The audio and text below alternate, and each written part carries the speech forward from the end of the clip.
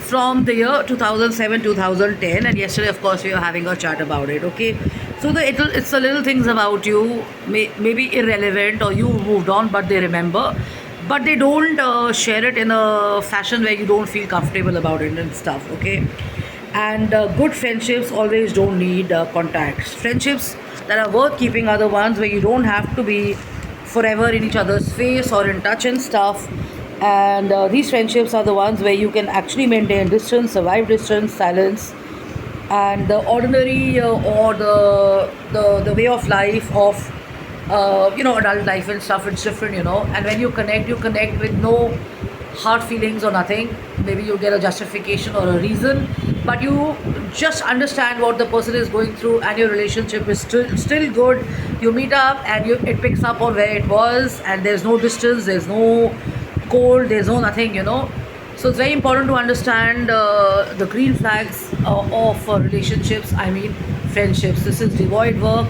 This is everyday life. Your friend in the neighborhood, your childhood friend, your school friend, your college friend, your work colleagues, could be friends, your sports friends, your prayer group, and now we are diversity is the spice of life, your international friends, or people you just kind of hang around together in the coffee shops and in your musical classes, hobbies, in the workspaces and stuff. So there's always a difference between friendship and professional acquaintance. So these attributes really help. So sometimes we need to just pause, we need to just slow down, and we don't need to go into nostalgia or old relationships that we've left behind and stuff, because if they were important or they were special for us, they would be in our life today.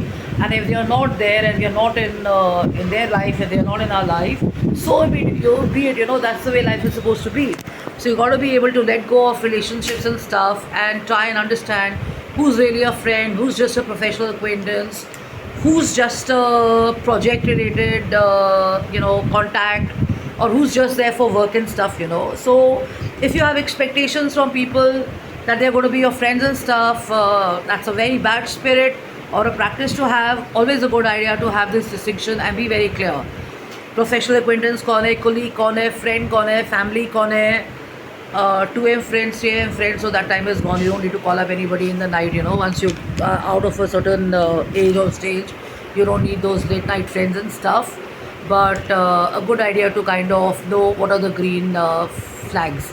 They're there for you. Distance does not matter. They remember details about you. They're around you. They show up when you need them or you don't need them and stuff. And you just know they're there.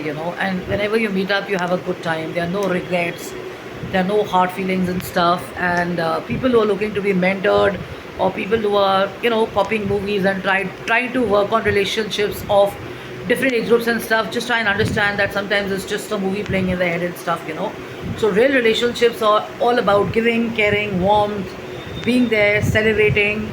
And it's not just always fun, because they can be sad occasions. Somebody may lose a pet, an animal, or there's so much happening. So the point is, it's not just about fun. So try to have a balance and a neutral approach around your friendships, and definitely look out for these signs and stuff.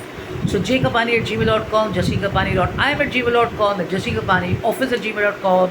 I'm sure you're going to like my posts, because there's so much of confusion, also because of social media and stuff like that. And when you're in bigger circles and you're expanding your horizon and stuff, you meet all kinds of people and stuff. So always a good idea to have not too many expectations and be very clear on your likes and dislikes, and that helps shuffle. And